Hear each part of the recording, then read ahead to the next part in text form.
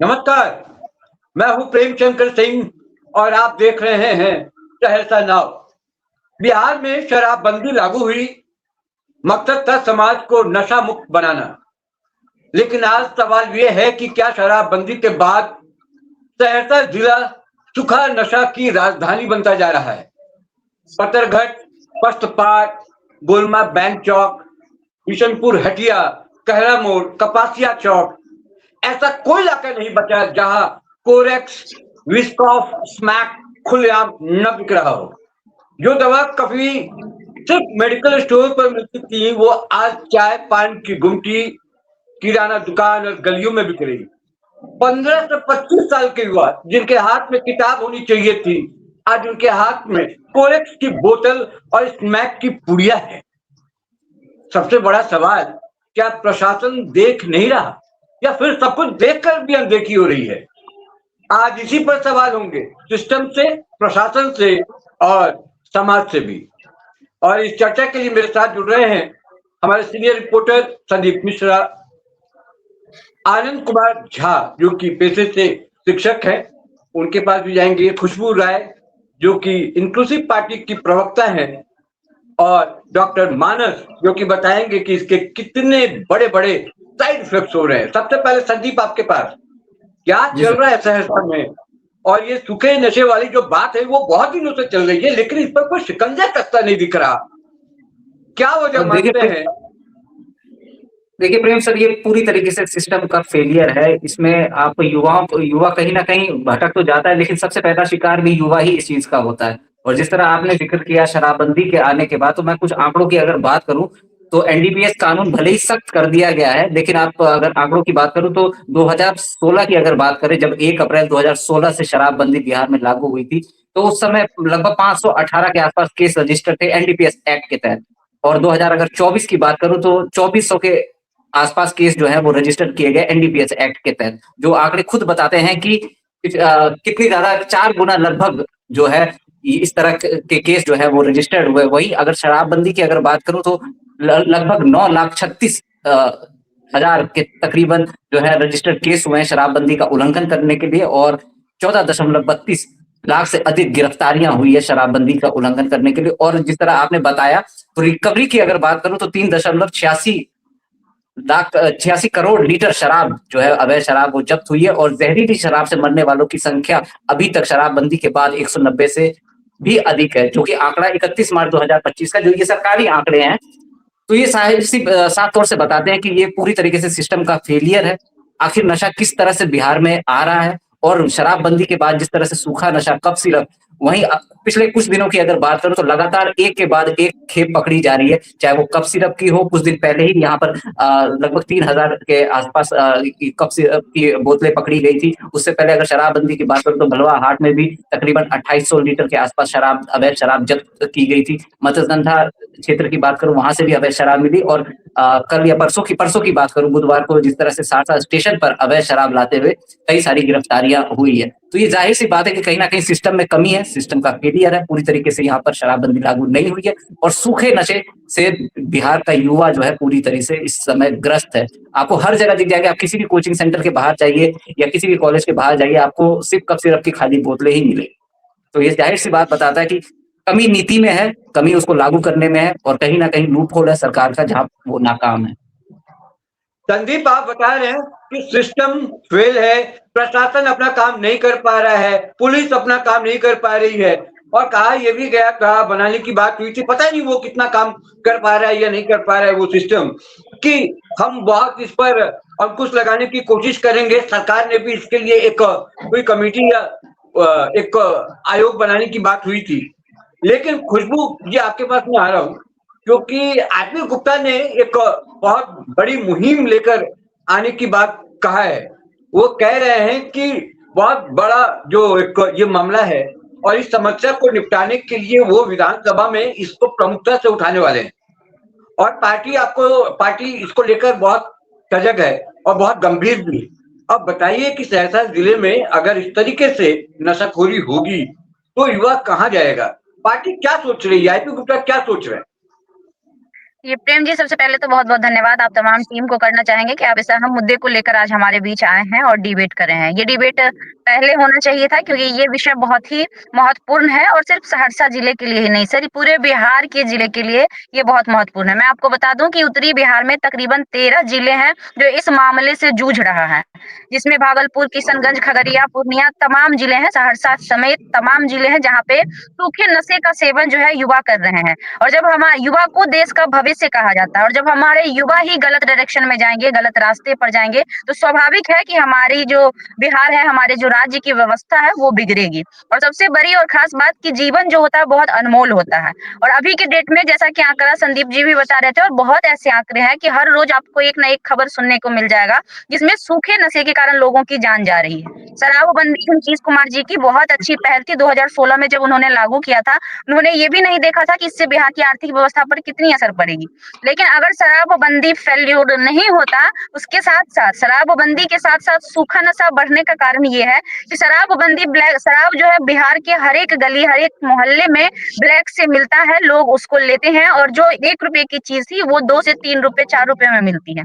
लोग पैसों के अभाव में सूखा नशा की ओर जाते हैं और जहाँ तक बात सहरसा की है, तो सहरसा में कोरेक्स जैसे चीनी के मतलब चीनी की तरह हर गली मोहल्ले के दुकानों में मिलता है। जब पहली दफा हमारी डिबेट हुई थी तो हमने कहा था कि वहाँ के जो मुख्य मुद्दे हैं सर उसको लेकर सबसे पहले जागरूक हैं, जिसमें से एक सूखा नशा है जिससे वहाँ के युवा प्रभावित हो रहे हैं। उसके बाद वहाँ पे कचरा का प्रॉब्लम है जिसको लेकर भी आईपी गुप्ता जी ने आवाज उठाने का काम किया। तो ये बहुत महत्वपूर्ण विषय है और हमें लगता है कि विधानसभा में इस पर बात उठनी चाहिए। तमाम जो ठीक है। नेता है, तमाम पार्टियां हैं वो परिवारवाद, भ्रष्टाचार बहुत सारी विषय पर उलझे हुए हैं। लेकिन जो महत्वपूर्ण विषय है जिससे जनहित की बात हो उस पर कोई भी ध्यान नहीं दे रहा है। हमारे पार्टी के राष्ट्रीय अध्यक्ष और सहरसा के विधायक आईपी गुप्ता जी ने बहुत ही महत्वपूर्ण मुद्दा उठाया है। इससे हमारे समाज को, हमारे विधानसभा को और हमारे राज्य को एक नई दिशा मिल सकती है। इससे बहुत बड़ा नुकसान होने वाला है अगर इसको नहीं रोका गया तो। लेकिन सीधे-सीधे अगर देखें तो स्वास्थ्य से ये कैसे जुड़ा हुआ है, इसके लिए मैं आऊँगा डॉक्टर मानस आपके पास, लेकिन उससे पहले मैं आनंद जी के पास चलना चाहूँगा। ये पेशे से टीचर हैं। देखिए, युवाओं को अगर देखें तो युवा ज़्यादा शिकार हो रहे हैं। और जो मैंने एक एज ग्रुप बताया आपको कि 15 से लेके 25 तक का एज 25 ग्रुप है, या मान लीजिए 18 से लेके 25 तक का जो एज ग्रुप है, वो ज़्यादा शिकार हो रहे हैं। आप पढ़ाते हैं, वहाँ पर बच्चे हैं, किस तरीके से आप लोगों को लगता है कि उनको बताने या समझाने की ज़रूरत है ताकि ये युवा इसके शिकार ना हो और उनका भविष्य संवरे, ना कि बिगड़े? बहुत-बहुत धन्यवाद प्रेम सर और सहरसा नाव का। इतने महत्वपूर्ण विषय के साथ आज हम जुड़े हैं, ये बहुत बड़ी बात है और ये मैसेज दूर तक जानी चाहिए। इस विषय पर बहुत हमें पहले ही भी बात करनी होगी और अभी का ये जो समय है ये सूखे नशे के मकड़जाल में फँसा हुआ है। खासकर शिक्षक होने के नाते खासकर मैं तो 11th-12th का ही शिक्षक हूँ, तो जो एज ग्रुप होता है 11th-12th का, वो वर्ग जो है ज़्यादा प्रभावित है नशा से, खासकर सूखे नशे से। एक तरफ़ा मैं कह सकता हूँ कि इस पर सिर्फ़ सरकार की ही बात नहीं यदि देखा जाए तो सामाजिक रूप से भी जागरूक होना होगा। अ, विद्यालय बहुत ज़्यादा प्रभावित हो रहा है, खासकर 11th-12th या 9th-10th की बात करूँ या फिर मध्य वर्ग से ही बात करूँ, तो बच्चे इस नशे से बहुत ज़्यादा प्रभावित हैं और मैं कह सकता हूँ कि पूरा खोखला होता जा रहा है, जो हमारा यूथ है।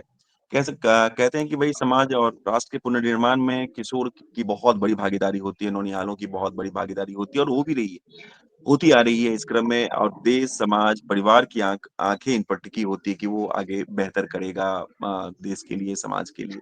लेकिन आप सभी जान रहे हैं और देख पा रहे हैं कि क्या स्थिति बन पड़ी है।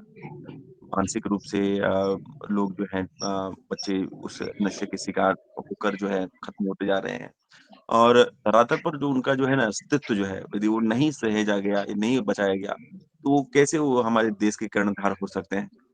कहने का मतलब कि हमें सामाजिक रूप से भी ये देखना होगा खासकर अभिभावकों को भी जो है इस बात को ध्यान देना पड़ेगा कि मेरा बच्चा आखिर क्या कर रहा है, वो कहाँ जा रहा है, किस तरह के ग्रुप में उठ बैठ रहा है, क्या स्थिति है उसकी। लेकिन एक एज ग्रुप के बाद अभिभावकों का जो दायित्व जो ज़्यादा होना चाहिए, मैं जहाँ तक समझ पा रहा हूँ, वो कमज़ोर हो जा रहा है। वो उससे बहुत गैपिंग हो जा रहा है उसकी कम्युनिकेशन का, और वो विभिन्न जगह पर जाके संगठनों में जुड़ के वो नशे के शिकार हो रहे हैं। विद्यालयों के बगलों में भी देखा जाता है कि वो नशे कर रहे हैं। वो विद्यालय आने से कतराते हैं और एक बड़ा माहौल बनता चला जाता है कि बच्चे उनसे जुड़ते चले जाते हैं। तो जी। खासकर इसमें हम लोग अभी अपने कक्षों में और ऐसे कई ग्रुप के माध्यम से हम लोग विद्यालयों में जा जाकर नशा उन्मूलन पे बात करते हैं, और हम बताते हैं बच्चों को इसके जो इसके बैड इफ़ेक्ट्स हैं, और कैसे हमारा जो जो बेस है वो कमज़ोर हो रहा है। छोटी उम्र में नशे के शिकार होने से वो विध्वंसक हो जा रहा है और समाज से, परिवार से टूट रहा है। उनके सभी चीज़ों पर ये बताया जाता है। लेकिन फिर भी जो मुझे लगता है कि खासकर अभिभावकों को मुझे विशेष रूप से कहना है कि उनके सानिध्य में बच्चे ज़्यादा रहते हैं, जो एज ग्रुप होता है। तो उन पर उनकी कड़ी नज़र होनी चाहिए, और उसके बाद जो है फिर हम गवर्नमेंट या हम और प्रशासन की बात करें। जी। और विद्यालय के स्तर पे हम लोग बताते रहते हैं बच्चों को, लेकिन एक दौर ऐसा आता है कि उस एज ग्रुप में यदि बच्चे नशा कर रहे होते हैं, मैं प्रेम सर बताना चाहूँगा, कभी-कभी ऐसी स्थिति हो जाती है कि वैसे न जो बच्चे नशे कर रहे होते हैं ना, उनको यदि आप कुछ बोलते हैं तो फिर आपके ऊपर भी खतरा मंडराता है। दिक्कतें ऐसी होती हैं कि यदि वो बच्चा नशा कर रहा है, उस ग्रुप में आपने उनको बोल दिया कि भई आप स्कूल आओ, या बच्चे स्कूल नहीं आ रहे हैं तो उनके गार्जियन को बोले, तो वो उनका बहुत ही नेगेटिव उसका भी असर भी पड़ता है। तो शिक्षक यहाँ से जी। कतराने लगते हैं, क्योंकि नशा आनंद कर जी, पाते हैं, क्योंकि चुनौतियाँ बचपन क्या से। हैं? जी, आनंद जी, चुनौतियाँ क्या हैं? मैं इस सवाल को लेके जी, आऊँगा जी। आपके पास दोबारा। डॉक्टर मानस मेरे साथ जुड़े हुए हैं। डॉक्टर मानस, ये जो सिचुएशन है सहरसा में, ये बड़ा ही खतरनाक सिचुएशन। युवा जो है वो कमज़ोर हो रहे हैं, ज़ाहिर तौर पर फिर समाज भी कमज़ोर होता है। तो आपको क्या लगता है ये कितना खतरनाक है? अगर अभी सजग नहीं हुए, तो किस तरीके के परिणाम हमें भुगतने पड़ सकते हैं? आप डॉक्टर हैं, थोड़ा मेडिकल साइंस इसमें क्या कहता है? और ये गीला नशा और सूखा नशा कैसे एक दूसरे को मतलब ज़्यादा खतरनाक भी कौन है और कैसे इसको रोका जा सकता है? इस पर थोड़ा बताइए आप। पहले तो मैं धन्यवाद करना चाहूँगा प्रेमशंकर सर को कि उन्होंने ऐसे गंभीर मुद्दे पर मुझे बोलने का मौका दिया।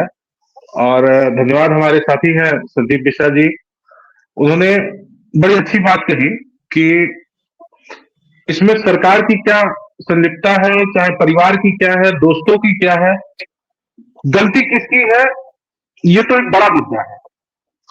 लेकिन इससे नुकसान क्या क्या हो सकता है? नुकसान सर ऐसा होता है कि पहला तो आपका गीला नशा हो गया, जो कि आप शराब हो और ये आप कोरेक्स वगैरह जो कफ सिरप आता है। सूखा नशा में आपका गांजा, स्मैक, या आजकल ये नया नया चला है वो रुमाल पे कुछ डाल के वो डाइल्यूटर या स्प्रिट वगैरह भी सोल्यूशन, रेगुलेशन का भी वो सब भी इस्तेमाल किया जाता आजकल के बच्चे सोल्यूशन का इस्तेमाल कर रहे हैं। ये क्या होता है सर कि कैनाबिनॉइड रिसेप्टर होता है ब्रेन में, जिससे जाके अटैच हो जाता है और उस एरिया को इफेक्ट करता है जो कि मेमोरी, थिंकिंग, प्लेजर, या आप कहें कि टाइम परसेप्शन, कोऑर्डिनेशन, इन सब चीजों को इफेक्ट करता है सामूहिक रूप से। अगर शॉर्ट टर्म में इनका साइड इफेक्ट समझना चाहेंगे तो अल्टर्ड सेंसोरियम, अगर कुछ म्यूजिक सुन रहे हैं तो वो बहुत अच्छा लगने लगेगा, या फिर किसी चीज को देख रहे हैं तो उसका कलर ब्राइट लगेगा, या इस तरीके का टाइम का पता नहीं चलेगा, टाइम का जो ये होता है वो खत्म होने लगता है, मूड तुरंत तुरंत चेंज होगा, उसमें आपको रिलैक्सेशन का, कभी नींद आ रही है तो बहुत ज्यादा नींद आ रहा है, आदमी एकदम रिलैक्स हो जाता है, मोटर इंपेयरमेंट होता है सर, आपका जो हैंड आई कोऑर्डिनेशन है या फिर रिएक्शन टाइम आपका स्लो हो जाएगा सर। इस कंडीशन में क्या होता है कि जो इस तरीके के नशे में आपको ड्राइव करते हुए दिखेंगे कि स्पीड बहुत ज्यादा हो गया, लेकिन उनका कंट्रोल नहीं है उस चीज पे। उसी प्रकार से जब आप इसका इफेक्ट लॉन्ग टर्म में देखते हैं तो डिक्रीज आईक्यू रहता है, साइकोसिस डेवलप कर जाता है सर। मान लीजिए कि किसी प्रकार का पेशेंट है, वो तुरंत किसी बात पे गुस्सा हो रहा है, किसी पे हाथ चला दे, झगड़ा कर लेना, हाथापाई कर लेना, या परमानेंट ब्रेन डैमेज, जिसका जिसको आप पैरालिसिस भी कह सकते हैं, या ब्रेन डैमेज हो जाता है जिस तरीके से। कई बार जब हम लोग एडोलसेंट एज में जब बात करते हैं, जो 11th-12th के बच्चे हैं, प्रोलॉन्ग यूज करेंगे तो उनका ब्रेन डैमेज बहुत आसानी से होगा, आईक्यू डिक्रीज कर जाएगा सर। और इस तरीके से मतलब अगर हाई डोज में लिया जाए तो सर हेलुसिनेशन होने लगेगा, डेल्यूजन होगा, उनको आवाजें आएंगी कान में कि वो कह रहा है मेरा पड़ोसी हमको मारने आ रहा है, आवाजें कान में। ये कोई सामने वाला अगर कुछ करे ना करे उससे कोई मतलब नहीं, लेकिन वो परसेप्शन है कि सामने वाला मुझे मारना चाह रहा है, तो उससे पहले मैं उसे मार डालूं। इस तरीके का परसेप्शन आने लग जाता है। डॉक्टर साहब, किस तरीके के केसेस आपके पास आते हैं और इसको और कैसे अच्छे तरीके से हैंडल हम कर सकते हैं? सरकार इसमें क्या कर सकती है, भूमिका क्या हो सकती है, प्रशासन का भूमिका क्या हो सकता है, इस पर हम आपसे जवाब लेंगे। लेकिन हम संदीप के पास चलते हैं। संदीप, आप बताइए कि देखते ही देखते हमारा जो सहरसा जिला है वो किस तरीके से बर्बादी के कगार पर आकर खड़ा हो गया। अब देखिए ना कि सहरसा जिले के लगभग हर चौक पर आप देखेंगे कोरेक्स और स्मैक जो है वो सुलभ हो गए हैं। अब ये कैसे सुलभ हो जाते हैं? क्या प्रशासन सो रहा था? क्या पुलिस की जो जिम्मेदारी थी उन्होंने पूरी नहीं की? अब जब मामला गंभीर हो गया है तो भी बहुत ज्यादा उसका रोड मैप दिखाई नहीं पड़ता है कि क्या आप करेंगे नहीं करेंगे, या आप कुछ बता रहे हो, लेकिन स्थिति बद से बदतर होती जा रही है। देखिए प्रेम सर, जिस तरह से मैंने पहले भी अपने वक्तव्य में कहा कि आप 1 अप्रैल 2026 को 10 साल हो जाएंगे शराबबंदी को लागू किए हुए। एक बार सरकार को इस पर समीक्षा करनी चाहिए। और सबसे बड़ी बात है, शराबबंदी करना उद्देश्य उनका सही था, लेकिन इम्प्लीमेंटेशन उनकी कमजोर हो गई। हालांकि इसके सकारात्मक प्रभाव भी पड़े हैं, महिलाएं और बच्चों में इसका प्रभाव पड़ा है, सकारात्मक भी पड़ा है, लेकिन जिस दिशा में ये कफ सिरप और जा रहा है, इसके लिए सरकार ने क्या किया? अब हालांकि जब भी नीतीश कुमार आते हैं या उनकी पार्टी के कोई भी आते हैं तो वो अपने आंकड़े जारी कर देते हैं, अपने आंकड़े बताते हैं, शराबबंदी से ये हुआ, शराबबंदी से वो हुआ। लेकिन आप बताइए, जिस तरह से अभी युवा ग्रसित है इस बीमारी से, तो आपने डी एडिक्शन या रिहेबिलिटेशन के लिए क्या किया? आपके दूसरे राज्यों से खेप यहाँ तक पहुंच रही है तो आपने इंटर स्टेट, आपका कोऑर्डिनेशन कमजोर है, तभी आप इतनी भारी मात्रा में बरामदगी हो रही है। अगर इन्फोर्समेंट अगर आपका सही रहता तो इतनी ये आंकड़े रिकॉर्ड नहीं तोड़ देते।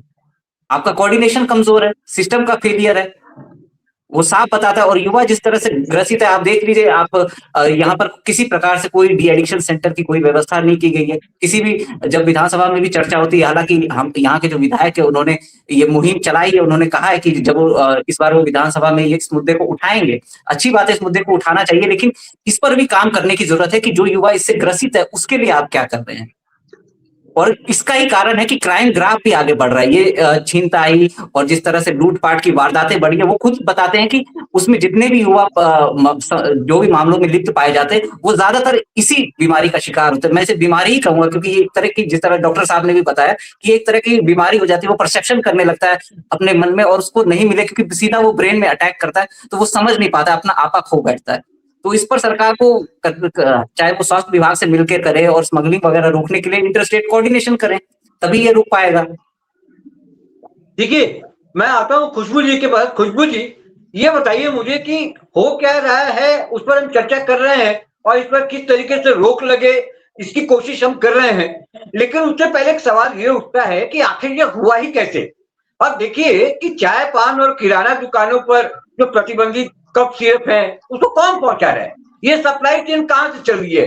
अगर हमको ये बात पता है, आपको ये बात पता है कि वहां पर बेचे जा रहे हैं, लोग खरीद रहे हैं, सारी चीजें हो रही हैं पब्लिक डोमेन में, लेकिन वहां पर पुलिस को क्या नहीं पता? क्या वहां प्रशासन के लोगों को नहीं पता? तो इसके पीछे भी हमको लगता है फिर वहां पर माफिया गिरी की बात होती है, वहां भी इसके पीछे माफिया है। क्या इसलिए कार्रवाई नहीं हो पा रही है? प्रेम जी, मैं ये बिना संकोच कहना चाहूंगी कि जितनी भी नशीली पदार्थ हमारे मार्केट में बिकती हो या हमारे राज्य में या हमारे प्रदेश में बिकती हो, उसमें प्रशासन की भी मिलीभगत होती है। इसलिए उनकी मिलीभगत होती है क्योंकि जब तक प्रशासन नहीं चाहेगा ये चीजें इतनी आसानी से नहीं बिक सकती है, और प्रशासन सारी चीजों को जानते हुए नजरअंदाज करते हैं इस चीजों को। इसलिए मैं ऐसा कह रही हूँ, क्योंकि होता क्या है ना कि जब भी कार्रवाई होती है ना तो छोटे-छोटे लोगों पर कार्रवाई होती है। शराब पीने वाले पर कार्रवाई होती है, सूखा नशा करने वाले पर कार्रवाई होती है, लेकिन आज तक आपने ये नहीं देखा होगा कि प्रशासन उसके तह तक जाना ज़रूरी नहीं समझता है कि आखिर ये सूखा नशा आया तो आया कहाँ से? आखिर ये शराब आया तो आया कहाँ से? अगर हमें किसी चीज़ का खात्मा जड़ से करना है तो हमें जड़ काटना होगा, ना कि छीप काटना होगा। अगर हम छीप कितनी भी काट लें और जड़ अगर एज़ इट इज़ है तो वो चीज़ें फिर से पनपेगी। तो सरकार और प्रशासन को ये चाहिए होगा कि अगर हमें पूर्णतः नशा मुक्त करना है बिहार को, तो उनकी जो जड़ें हैं, उन जड़ों को समाप्त करें जिसमें बड़े-बड़े माफिया शामिल होते हैं, बड़े-बड़े लोग शामिल होते हैं। यहाँ तक कि छोड़ दीजिए गाँव समाज तो बहुत छोटी-सी बात है। मैं आपको बता दूँ कि पटना में जो विधायक आवास है, जो मंत्री आवास है, उसके पीछे शराब की बोतलें फेंकी हुई रहती है। तो उसके लिए कौन जिम्मेदार हो सकता है? कई बार तो विधायक आवास के अंदर में शराब की बोतलें पाए जाने की खबर हमने देखी है और कई सारे रिपोर्टर्स ने इस पर खबर बनाया है। तो अगर हमें किसी चीज़ को समाप्त करना है तो हमें उसके जड़ को खत्म करना होगा, ना कि उसके चीप को बार-बार काट कर उसको पनपने का मौका देना होगा। लगभग-लगभग सभी जिलों में वहाँ के प्रशासन को पता होता है कि कहाँ क्या मिलती है। और जहाँ तक बात बेचने वाले की है तो वो तो आपको पता है कि बिहार की क्या-क्या व्यवस्था है, लोगों को जॉब नहीं मिलता है तो वो रोजगार की ओर जाते हैं और त्वरित लाभ के पीछे अभी के डेट में लोग भाग रहे हैं। जैसा कि संदीप जी ने बताया कि आज के डेट में हमारे समाज में क्राइम का सबसे बड़ा कारण है नशा। क्राइम जो बढ़ रहा है, क्राइम रेट, उसके पीछे कारण है नशा।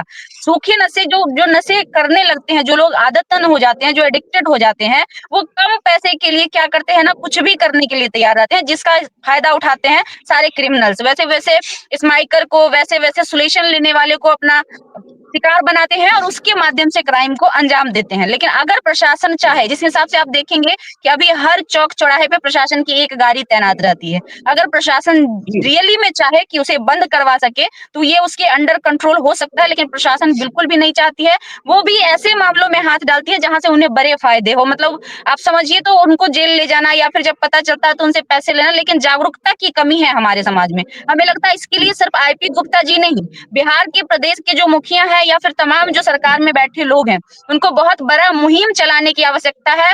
हर मोहल्ले में एक सेंटर, नशा मुक्ति सेंटर डालने की आवश्यकता है और लोगों को छोटे-छोटे कैनोपी डालकर वहाँ पे समझाने की आवश्यकता है। तब जाकर धीरे-धीरे इन चीज़ों को खत्म जी किया जा सकता है, जिसकी शुरुआत आईपी गुप्ता जी ने कर दी है सहरसा से। और जैसा जी कि संदीप जी कह रहे थे कि सिर्फ वो उन्होंने आवाज़ उठाने की ही बात नहीं कही है। आवाज़ भी वो उठाएँगे और उससे कैसे निजात पाया जाए, उसके लिए भी हम लोग बहुत जल्द कोई ना कोई कार्य के बारे में सोचेंगे और इस पर समीक्षा होगी, इसमें कोई दिक्कत नहीं, कहीं से कोई दो राय नहीं। जी सहरसा से विधायक हैं आईपी गुप्ता, मैं आपको बता दूं, और वो अपनी जिम्मेदारी को निभाते हुए भी नजर आ रहे हैं, क्योंकि कई ऐसे सामाजिक मुद्दे हैं जो अभी तक अछूते हैं या उस पर बहुत ज्यादा चर्चा नहीं होती।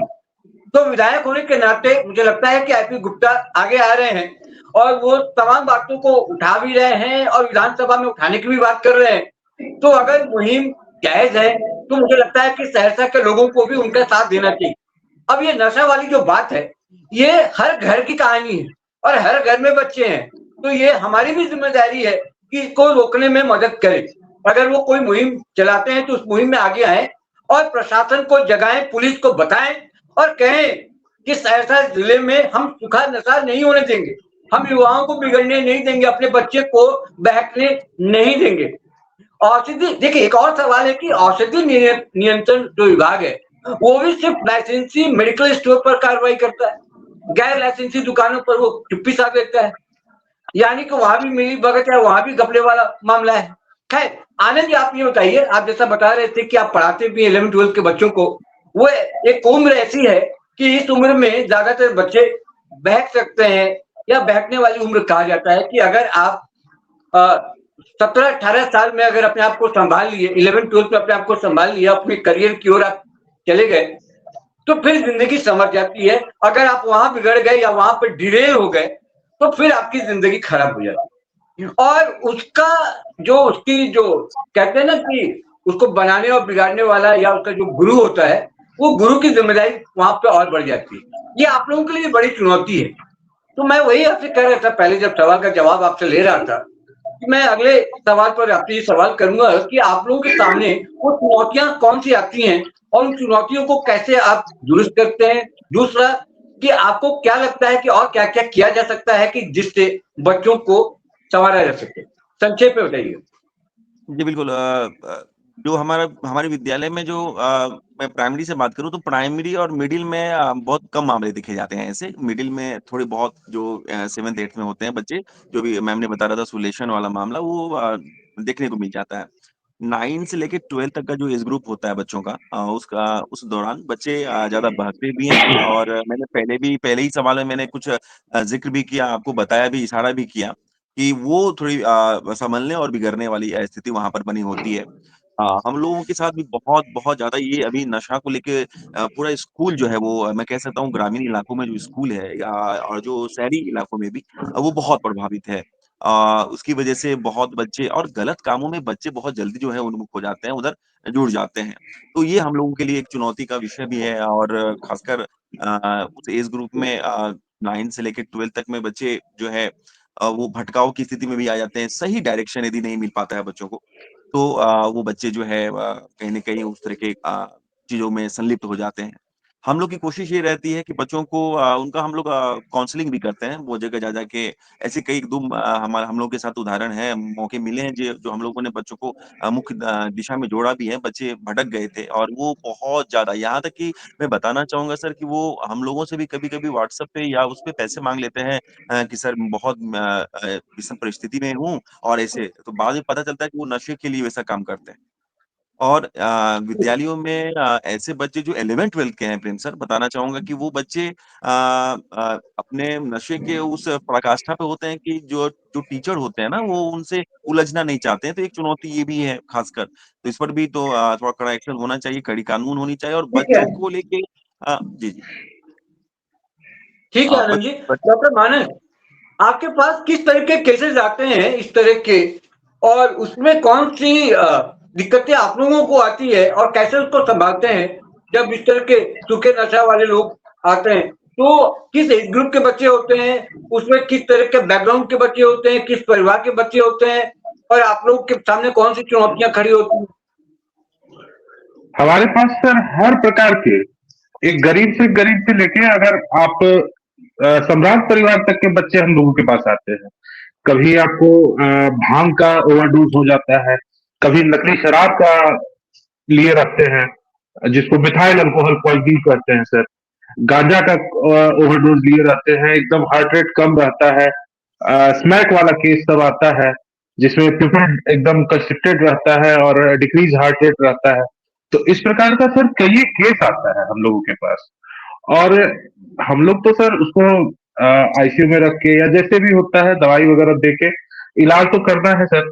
लेकिन जब तक डी एडिक्शन का हिसाब किताब नहीं होगा और जब तक ये सब चीज अवेलेबल रहेगा मार्केट में, तब तक दिक्कत है। और सर सबसे पहले तो एब्स्टिनेंस चाहिए, इन चीजों से दूर रखना होगा बच्चों को।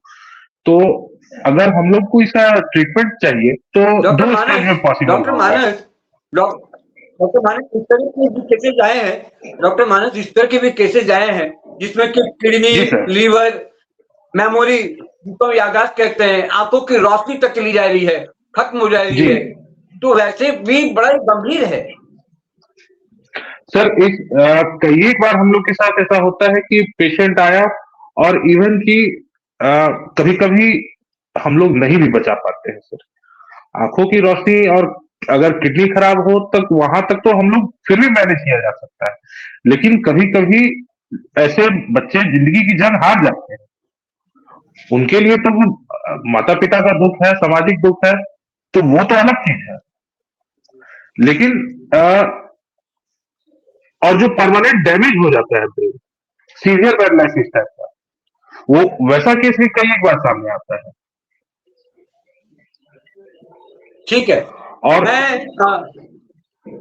जी जी, बताएं बताएं, बता लें।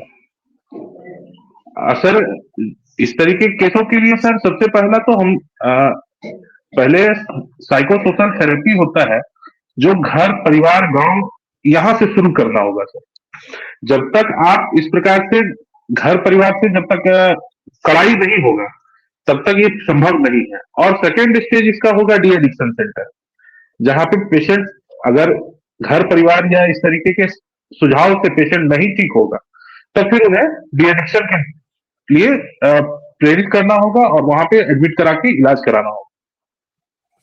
ठीक है, हम अपने अंतिम राउंड में चलते हैं। और संदीप, आप ये बताइए कि अब सहरसा जो जिला है और ये आईपी गुप्ता की जो पहल है, जो लगातार इस तरह के मुद्दे लेकर सामने आ रहे हैं, लेकिन मुझे मैं जवाब लूंगा अभी खुशबू जी के पास जब आऊंगा, लेकिन मुद्दे तो उठा रहे हैं आईपी गुप्ता साहब, कई मुद्दे लेकर आए सामने और एक एक करके उस पर चर्चा भी हो रही है, चाहे वो आवारा कुत्तों की बात हो, चाहे वो लाइसेंसिंग की बात हो, या उससे पहले भी हम अस्पताल की बात, स्वास्थ्य सेवा को लेकर हमने बात की थी, तो आईपी गुप्ता साहब भी उठा रहे हैं।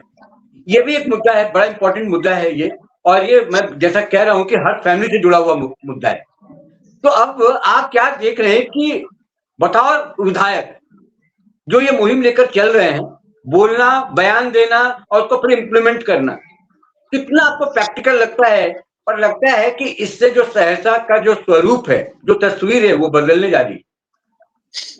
देखिए, सबसे बड़ी बात तो ये है कि पहले उन्होंने मुद्दे ऐसे चुने जो, जिस तरह आपने भी जिक्र किया कि मुद्दे अछूते रह गए थे, चाहे वो आवारा कुत्तों की लाइसेंसिंग की बात हो या पालतू जानवरों की लाइसेंसिंग की बात हो, तो वो मुद्दे भी उन्होंने उठाए। और जिस तरह से जब वो सहरसा आते हैं, तो जिस तरह से वो स्वास्थ्य विभाग में जिस तरह से कमियां हैं, उस पर उन्होंने खुद से जाकर के वहां निरीक्षण किया और कहीं ना कहीं उस पर इम्प्लीमेंटेशन होता हुआ दिख रहा है। और जिस तरह से वो कह रहे हैं कि जब विधानसभा का सत्र शुरू होगा तो वो इन मुद्दों को उठाएंगे, बिल्कुल उठाना चाहिए, क्योंकि देखिए कानून बनाना ठीक है, लेकिन आपके पास अगर इस तरह के मामले आ रहे हैं आपके राज्य में, तो उसका समाधान बड़ा होना चाहिए, वरना तो आपकी समस्या सिर्फ स्वरूप बदलेगी, वो खत्म नहीं होगी। वही कारण है कि शराबबंदी लागू करना उनका उद्देश्य ठीक था, मकसद सही था, लेकिन इसमें अब जरूरी है कि इसकी रोकथाम के लिए, और जिस तरह डॉक्टर साहब ने जिक्र किया, मैंने भी पहले अपने वक्तव्य में जिक्र किया कि इलाज के लिए आप डी एडिक्शन सेंटर बनाइए, आप रिहेबिलिटेशन सेंटर बनाइए, ताकि जो युवा इससे ग्रसित है उनको निकाला जाए, और जागरूकता लाइए, एक समग्र नीति बनाइए, उसके बाद ही इस चीज से निकला जाएगा। तो अगर यहाँ के विधायक ने अगर इस मुद्दे को चुना है और अगर विधानसभा में उठाते हैं, तो जरूर कुछ ना कुछ तो होगा, कुछ ना कुछ काम तो जरूर होगा। और जिस तरह से खुशबू जी ने भी कहा कि इस बार के सत्र में इस चीज को लेकर के समीक्षा करना बहुत ही जरूरी है, नहीं तो आने वाले दिनों में स्थिति और भी ज्यादा भयावह हो सकती है। ठीक है खुशबू जी, ये बहुत बढ़िया मुद्दा है, युवाओं से जुड़ा हुआ है, समाज से जुड़ा हुआ मुद्दा है। आईपी गुप्ता साहब विधानसभा में तो उठाएंगे ही, चर्चा होगी ही इस पर, और क्या सरकार कर सकती है सरकार भी बताएगी। लेकिन आप लोग सहरसा जिले में कुछ ऐसा प्लान तैयार कर रहे हैं कि आप लोग खुद पार्टी, जो आपके कार्यकर्ता हैं, जो आपके साथ काम करते हैं, वो किस तरीके से इसको थोड़ा इस पर रोक लगे, काम करने की तैयारी कर रहे हैं, और आप लोग का रोड मैप क्या है, संक्षेप में बताइएगा, समय की कमी। सर, सबसे पहले तो मैं आपको बताना चाहूंगी कि हम लोग विपक्ष में हैं, तो हमारा सबसे पहला काम है किसी भी मुद्दे पर आवाज उठाना। ये सोचने का विषय सरकार का है और इस पे कार्रवाई भी सरकार ही कर सकती है। जब तक सरकार नहीं चाहेगी, हमारे और आपके चाहने से नहीं होगा। तो सबसे पहले तो सरकार को इस पर पहल करनी पड़ेगी, और हाँ, हम लोग मजबूर कर देंगे सरकार को कि वो इस पर पहल करे, क्योंकि ये जो मुद्दा है वो हमारे समाज से जुड़ा हुआ है, हमारे युवाओं के भविष्य से जुड़ा हुआ है। उसके बावजूद भी ऐसा नहीं है कि एक विधायक के पास इतने पावर होते हैं। सरकार की जिम्मेदारी तो है ही, लेकिन समाज में हम लोग कहते हैं हमारी भी कुछ जिम्मेदारी है, और मैं उसी पर आ रही हूँ सर, मैं उसी पर इस नाते उनकी भी जिम्मेदारी है। जी मैं उसी पर आ रही हूँ कि हम लोग का पहला काम जो था वो हमने कर दिया। हमारा काम था पहले सरकार को किसी भी चीजों से अवगत कराना, जो हमने अवगत करा दिया। दूसरा काम होगा विधानसभा में हमें इस मुद्दे को उठाना और सरकार को बतौर ये बताना कि आपको इस पर कार्रवाई करनी पड़ेगी। उसके बावजूद भी हम अगर सरकार इस पर संज्ञान नहीं लेती है, तो जो हमारे लोग हैं, हमारे जो कार्यकर्ता हैं, और सहरसा में जो तमाम लोग हैं जो चाहते, वो भी ऐसा नहीं है कि सहरसा के अभिभावक नहीं चाहते होंगे, सहरसा के शिक्षक हमारे साथ जो जुड़े हुए हैं ये नहीं चाहते होंगे, तमाम लोग चाहते हैं कि इस पर कार्रवाई हो। तो हम उन लोगों के साथ मिलकर एक कमेटी गठित करेंगे और उस कमेटी के माध्यम से सहरसा में उस तरह के जागरूकता अभियान चलाए जाएंगे जिससे लोगों को जागरूक किए जाए, और किस तरह इससे निजात पाया जाए उस पर भी काम होगा। पहला काम हमारा था मुद्दा को उठाना। दूसरा काम, जैसे ही शीतकालीन सत्र शुरू होगा उसमें विधानसभा में इस मुद्दे को उठाया जाएगा। उसके बाद इस पर पहल कैसे की जाए और ग्राउंड पे वाकई इससे निजात कैसे पाया जाए उस पर भी हम लोग बहुत जल्द काम करेंगे सर। ठीक है आनंद जी, संक्षेप में 30 सेकंड में अंतिम कमेंट दे दीजिए, आप क्या कहना चाहते हैं? सर बिल्कुल इसको आपदा की तरह इसको बिल्कुल आपदा की तरह लेनी चाहिए अभी के समय में, नहीं तो ये बहुत ज़्यादा गंभीर विषय तो है ही और बहुत ही गंभीर बीमारी बन जाएगी और इसके लिए बहुत बड़ी मुहिम चलानी होगी। ख़ासकर अपने स्तर पर मैं तो इसी वीडियो के माध्यम से तो बस अभिभावकों को तो विशेष रूप से कहना चाहूँगा और विभिन्न संघ संगठनों को भी आगे आकर इसमें जो है ये जागरूकता ज़रूर फैलानी होगी और ऐसे जगहों पर जहाँ पर इस तरह की अवैध काम हो रहा है, पुलिस प्रशासन को विशेष नज़र रखकर एकदम सकारात्मक भाव से इस पर कठोर कार्रवाई करनी होगी। जी बिल्कुल, जी बिल्कुल। डॉक्टर मानस, अंतिम कमेंट आपका, आपका मैसेज क्या है? कैसे इस पर अंकुश लगाया जा सकता है? आपका मन क्या कहता है? सर, इस पर अंकुश लगाने के लिए परिवार से लेकर, समाज से लेकर, प्रशासन से लेकर और सरकार तक को एक साथ कदम से कदम मिलाकर चलना होगा। समाज, परिवार और प्रशासन रोकथाम के लिए काम करेंगे और सरकार को ये जरूरी है कि डी एडिक्शन सेंटर और बड़े संस्थानों खुलवाएं ताकि जो पहले से नशा की गिरफ्त में जो पेशेंट्स हैं उनका इलाज सही तरीके से हो सके। कुल मिलाकर सवाल साफ है। सहरसा में सूखा नशा सिर्फ कानून व्यवस्था का मुद्दा नहीं, ये पीढ़ी के भविष्य का सवाल है और भविष्य का सवाल अगर है तो आदमी को गंभीर भी होने की जरूरत है। अगर आज कोरेक्स और स्मैक को नहीं रोका गया तो कल सिर्फ खाली बोतलें नहीं, खाली सपने, टूटते परिवार और बर्बाद युवा बचेंगे। शराबबंदी तभी सफल मानी जाएगी जब हर तरह के नशे पर बराबर सख्ती हो। इसके लिए पुलिस, औषधि नियंत्रण विभाग और प्रशासन को संयुक्त अभियान चलाना होगा। सिर्फ कागजी कार्रवाई नहीं, जमीनी सख्ती चाहिए। साथ ही समाज को भी तय करना होगा, क्या हम चुप रहकर अपने बच्चों को बर्बाद होते देखेंगे या नशे के सौदागरों के खिलाफ खड़े होंगे? आज की बहस यही खत्म नहीं होती। आज की बहस एक चेतावनी है। सहरसा को नशे की गिरफ्त से निकालना अब मजबूरी बन चुकी है और इसके लिए हम सबको आगे आना होगा। सिर्फ आईपी गुप्ता ही नहीं, सिर्फ खुशबू जी ही नहीं, संदीप को भी आना होगा, आनंद जी को भी आना होगा, डॉक्टर मानस को भी आना होगा और खुद प्रेम शंकर सिंह को भी आना होगा। तभी हमारा सहरसा जो है वो एक ऐसी तस्वीर लेकर सामने आएगा समाज के सामने ताकि लोग उस पर गर्व कर सके और सहरसा वाले गर्व कर सके। हम इस तरह की मुहिम पर लगातार चर्चा करते रहेंगे और हम भी उठाते रहेंगे और जिन लोगों ने अभी तक सहरसा राहुल से अपना नाता नहीं जोड़ा है, यानी कि हमें फॉलो नहीं किया, वो फॉलो कर सकते हैं। यूट्यूब पर हमें सब्सक्राइब भी कर सकते हैं। जो हम करते हैं, जो दिखाते हैं, जो हमारी सोच है, जो हम मुद्दे लेकर आते हैं आपके सरोकार की, आप भी उसको देखें, समझें, बताएं, सलाह दें, कमेंट करें। ये हम ऐसा आपसे उम्मीद करते हैं। संदीप हमारे सीनियर रिपोर्टर जुड़े, आनंद जो कि एक स्कूल टीचर हैं, उन्होंने बताया, खुशबू राय हमेशा की तरह अपनी पार्टी की बात रखी बहुत ही बखूबी से, डॉक्टर मानस आप आए, आप सबों का बहुत बहुत धन्यवाद। किसी और मुद्दे पर मेरी मुलाकात होगी आपसे। आज के फिलहाल इतना ही, मुझे दीजिए इजाजत, नमस्कार।